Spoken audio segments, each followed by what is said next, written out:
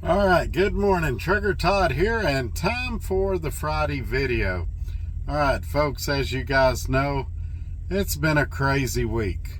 And as you can imagine, there's been a lot of crap thrown around. People that pretend to be your friends, saying negative things about you, things like that. People wanting to shoot the messenger. Let's understand a few things before we get into today's video. Nobody's disputing the information that I come up with. There's a couple of people that's mad that it came out earlier than it should have, but I didn't violate any trust or tell you anything. I wasn't told it was okay to tell you, so I did nothing wrong. Now, for the most part, all the facts I've given you have been true. There was a couple of things I was wrong about. Originally, I was told it was going to be $600 installation and that you could choose from the 4 devices. Found out it's $700, and there's 2 that you can choose from, and the other 2 you have to handle on your own. Also was told there'd be 5 devices. It turned out that it was only 4 at this point, and there probably won't be any more. So I would call that very minor details. Obviously, other people with YouTube channels are disappointed that I beat them to the punch, and there's been a few underhanded comments about me trying to scare people or me putting out false information. But so far, I haven't put out any false information. I've put out information as it came to me, and this is a developing story, and it did get out before Swift wanted it to, and so some of the information they're still accumulating, trying to get together, and so some of this is kind of fuzzy and will change. That doesn't mean that I was lying or trying to manipulate things or trying to create a panic or anything like that. So far, I've worked really hard.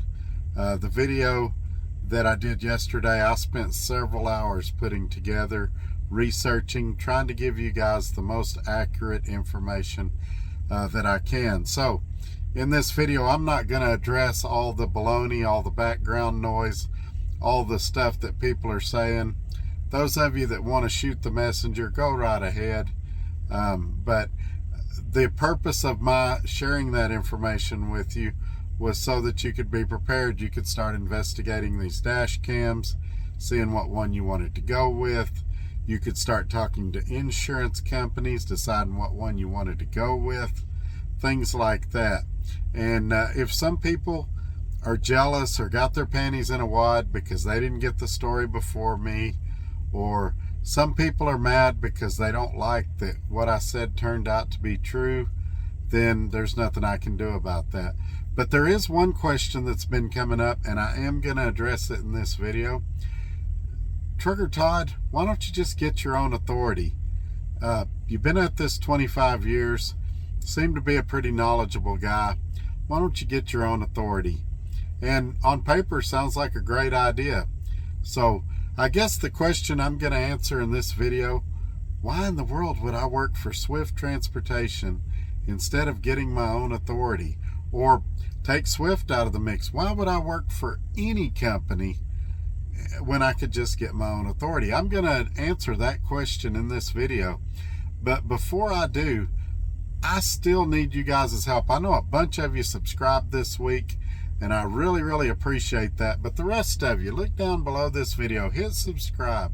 Wait a few seconds, a bell will pop up. Click that bell, select all, and then when I put out a video, it's free to do, and it's going to send you a little notification. Hey, Trigger Todd just put out a video. It helps me more than anything else you can do. Also, while you're down there, give me a thumbs up, hit the share button, put it on your Facebooks, your Instagrams, all those things. That really helps me out too. What it does is it puts me in the YouTube algorithms, and more people see my stuff. It's more important than ever because right now I've got people trying to cancel me. I've got people trying to discredit me. Things like that. There's a lot of people upset. Some people are upset that I haven't revealed where I got the information. I did for the first part, but not the second part. And somebody found out who I got the information from, and they posted it all over Facebook. And so that's all I can say about that for right now. I'm not going to get in a mudslinging contest. I'm better than that. But I could really use you guys' support right now. And for the most part, you guys have been really supportive, and I appreciate you. There's been a few trolls out there, but that's to be expected on a channel this size. But anyway, I've rambled enough. Let's go ahead and jump right into today's video. Here's the music, and then we'll get started. And this is why I do this, why I'm out here, why I keep that hammer down, flying by these road signs with home on my mind, with these wheels turning round, for my family and for my kids, for this life I wanna live. And this is why I do this.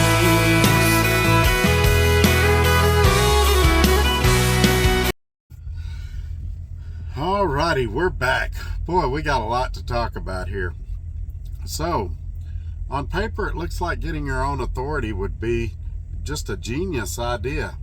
I've got a news article that, well, it's actually an email. I don't want to get accused of giving false information. I've got a email that I received earlier this week. I'm going to try to make a video about it next week, maybe Monday or Wednesday. And it shows the national freight rates for the spot market.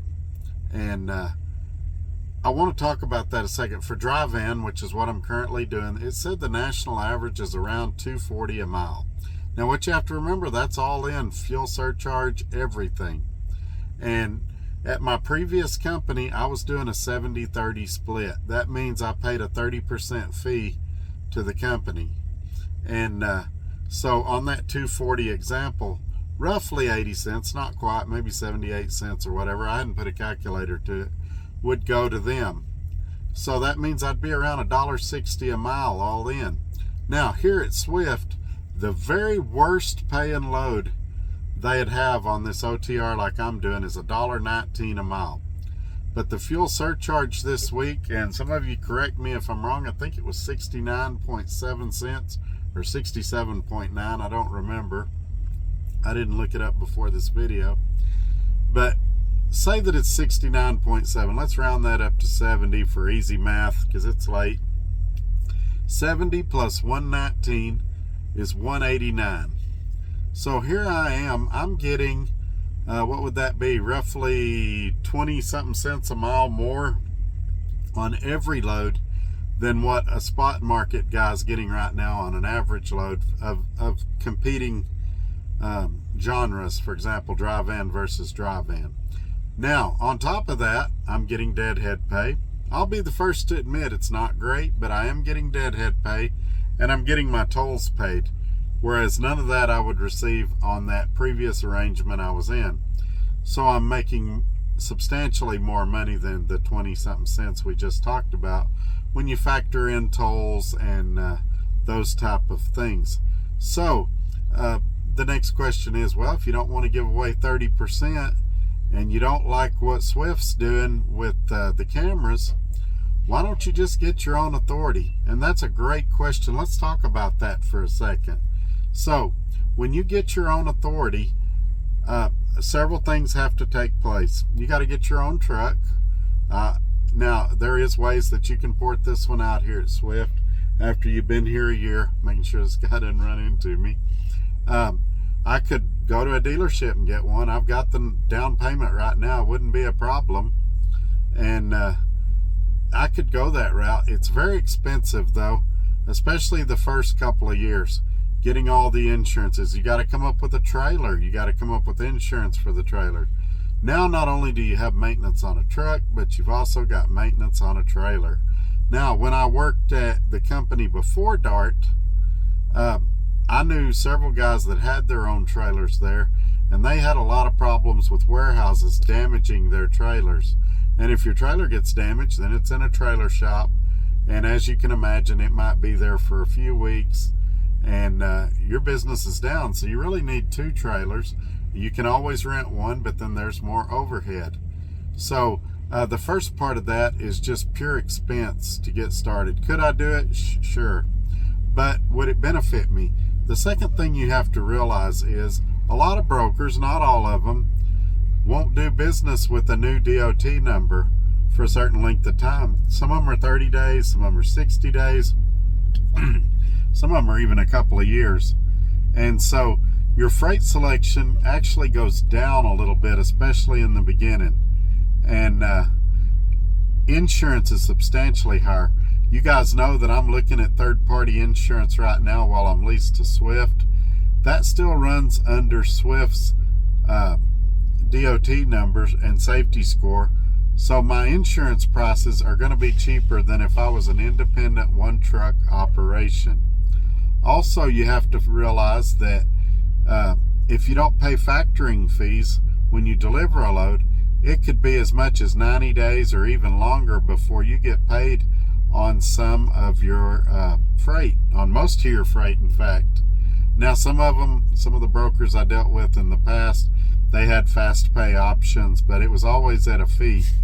And so that's something you have to consider as well. So you negotiate a rate that right now would be less than what I'm currently getting at Swift.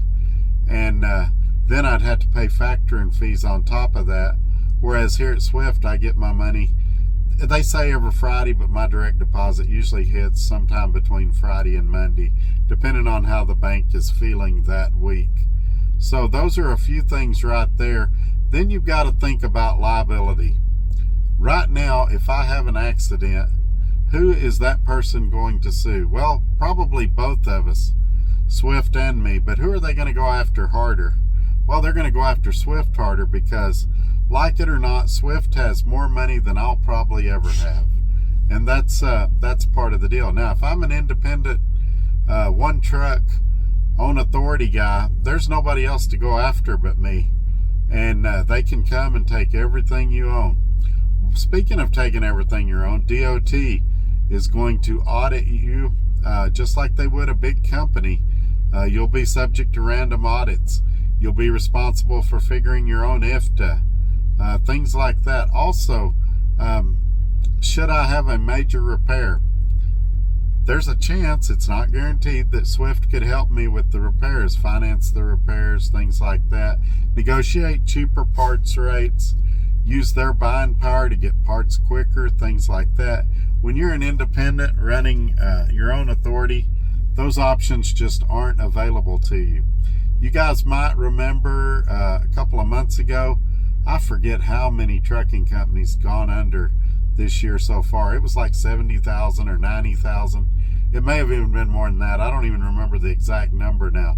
Almost all of them were small fleets or one or two truck operations.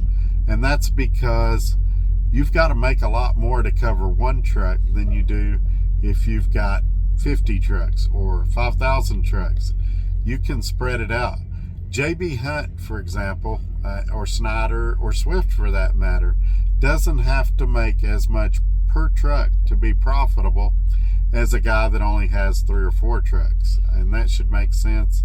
That's just simple knowledge that everybody has. And so I'm not knocking anybody that wants to get their own authority, but it's just something that I've never been interested in, probably never will.